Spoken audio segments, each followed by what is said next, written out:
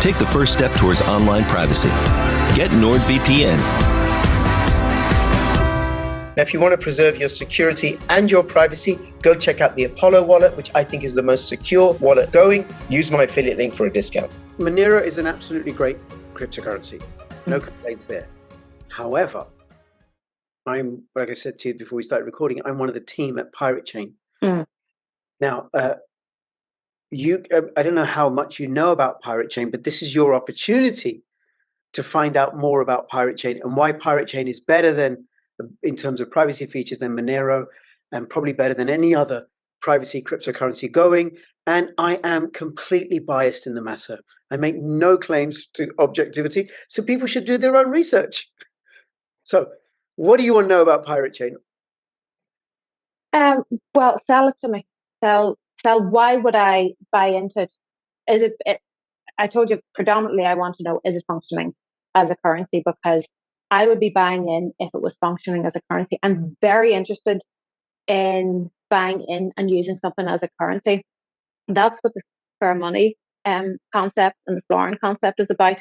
That's on a local level. That's fine. That works on a local level, but we do live in a big world, and we need a different kind. And if we all can get on the same page with a few of them. So sell it to me. What is the benefits? Okay. Why would I buy it? Okay. Well, Bitcoin, Monero, Pirate Chain are currencies. They're digital values of transfer. They're not programmable, and they offer varying degrees of privacy. So, like cash is just ultimately so private. A silver coin, a gold coin, it's completely private. From my pocket to your pocket, nobody's watching, nobody knows. It's not the same with Bitcoin. As you know, you give me your Bitcoin address, I can track the transactions, see where they go. Right? No anonymity. And then with the increasing number of exchanges with KYC and the on and off ramps being monitored and regulated, it's possible to link people's identities to the addresses. Now, the great thing about Bitcoin, which is shared with Monero and Pirate Chain, is that it's proof of work, which makes it decentralized. However, with Bitcoin, you have to have really, really powerful computers. Really, really expensive, powerful computers to mine it. Not so with Monero, and not so with Pirate Chain. You can do it on. I'm not sure about Monero on a GPU, but definitely with Pirate Chain, you can do it on GPU.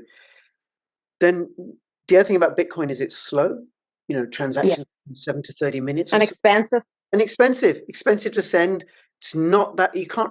It's like digital gold. You're not going to use it for small transactions because it will cost so much. But thankfully, it's not as expensive as Ethereum, which is very silly, right? So Monero and Pirate Chain do everything that Bitcoin does, but with privacy. Now, with Monero, there's a particular concept called an anonymity set. Do you know what that is? Okay, for those that don't know, if you consider a haystack, and you have to find a needle.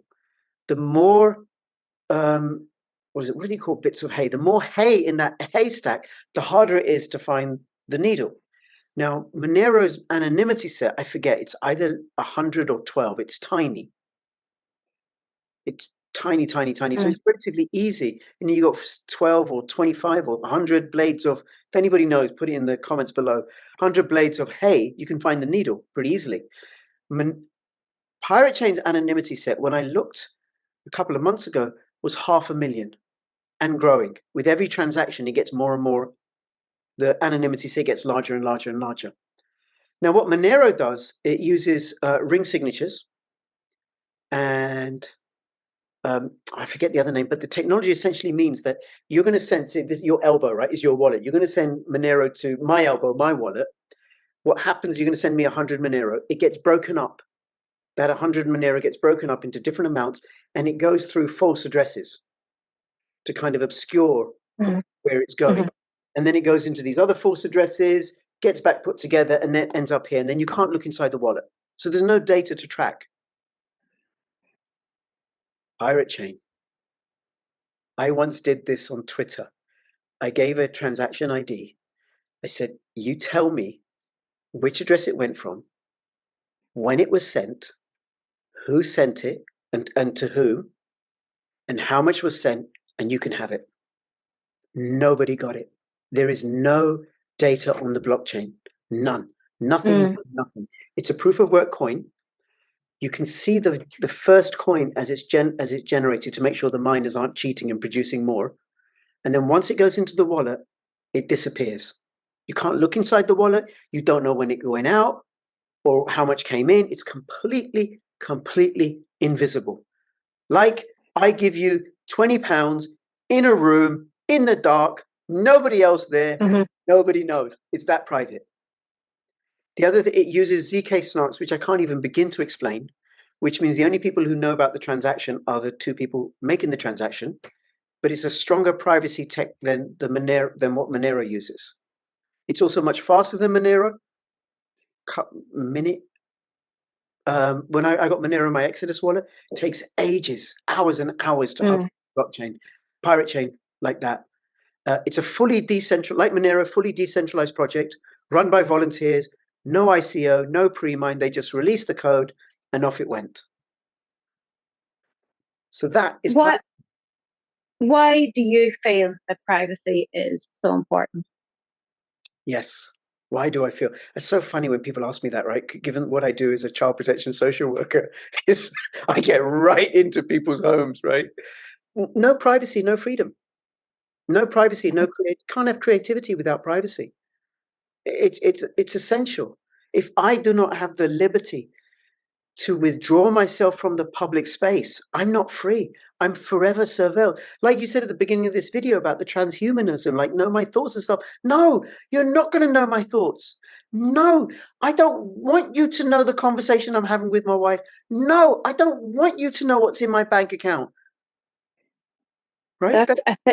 I think the reason that I asked you that is the question is that what I have nothing to hide is what people always come up with. I have nothing to hide, and you're presuming that the government is going to be fair moving forward. Central bank digital currency is surveillance slave coin. If you are constantly under surveillance, you can be made a slave. From 1971, I would say that we have been free-range humans on a tax form. That they want to move us into more battery-style humans. So